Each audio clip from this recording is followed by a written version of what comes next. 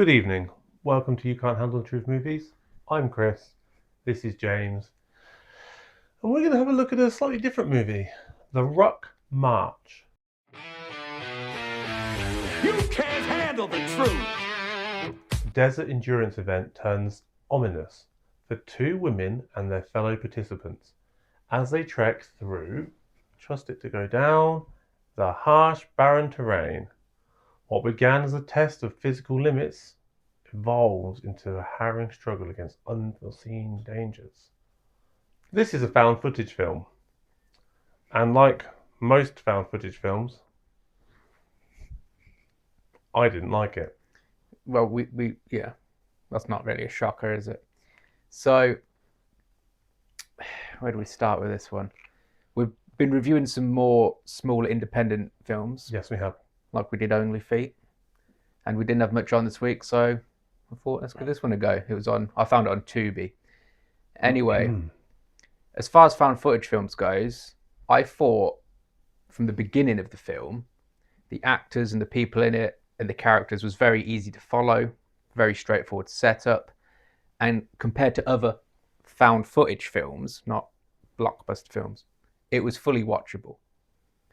However, the story is atrocious because the one thing you can do with these kind of low budget films is work with the story and make the most of what you got, and this kind of just doesn't take advantage of any of the situations it has. So first of all, they're in training to go up on this walk. They start going up on the walk, and I think what they do well is they get, that girl all in black, they center her in the shot a lot, so when she goes missing, she's missing and who they're referring to. So it's like smart move. But then they're just kind of like, people are going missing. The first person goes missing, and everyone's just like, yeah, they're gone. We're in the middle of the desert. No one seems to be too bothered. There's no question about it. And then the next person goes missing, and then the next person. You think, when these people are leaving, wouldn't they be like saying now, because they know everyone's getting a bit antsy about where everyone's going, wouldn't they be kind of saying, oh yeah, by the way, we're leaving now? Everyone's just disappearing.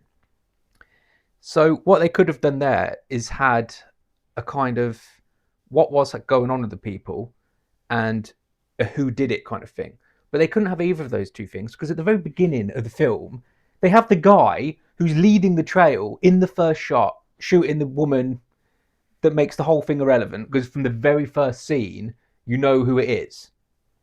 That is an issue. Immediately as you watch the film. So what it does is it goes, this is like a whodunit, found footage, keep you on the edge of it goes, oh, by the way, this is the person that done it. And then you just sat there going... Exactly. And this film was very short, and this is the one time I'll say it could have had a couple of more minutes to actually put some of the story in. I'm going to disagree. This film was short, and it was the only reason I got through it. Yeah. It had potential. And this is the thing. James brought up Only Feet again, because he knows how... I'm just reminding you of a baseline here, that's all. And yeah, I compare it to that. Yeah, the camera angles are better, the scenery's better, the acting's better, the audio's better, yeah, everything is better. But I mean, I don't want to be rude. I could record a pigeon outside in the garden and it would be better than that film. So that's not really a compliment. I will say that the sound setup and all that is a lot clearer. Because there is no film.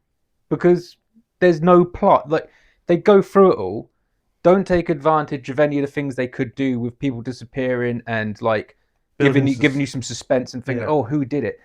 And then it gets to the end, and by the time we got to the end, I was like thinking, I know Chris is going to have hated this, but this film wasn't that bad. Like, I could get through it. But what was that thing at the end? That thing that looked like Baraka from Mortal Kombat 2. And like, why? It reminded me. You wouldn't have seen the VHS movies, would you?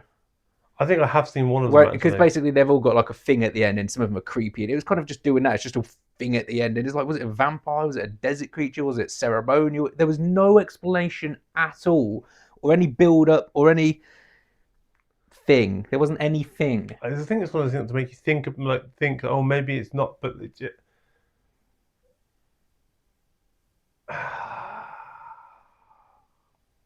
Out of 10. I know. I'm trying to give some feedback, and you're just like, just hate it so much. I understand, Chris. Right? That's out of 10.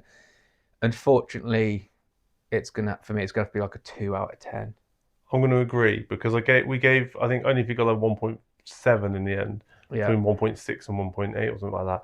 So 2 because it is better than that, but it's still absolute waste of time. Don't watch it. But even some good found footage films would only really be getting like a 4 or 5 out of 10. So it's Yeah, but that makes them watchable.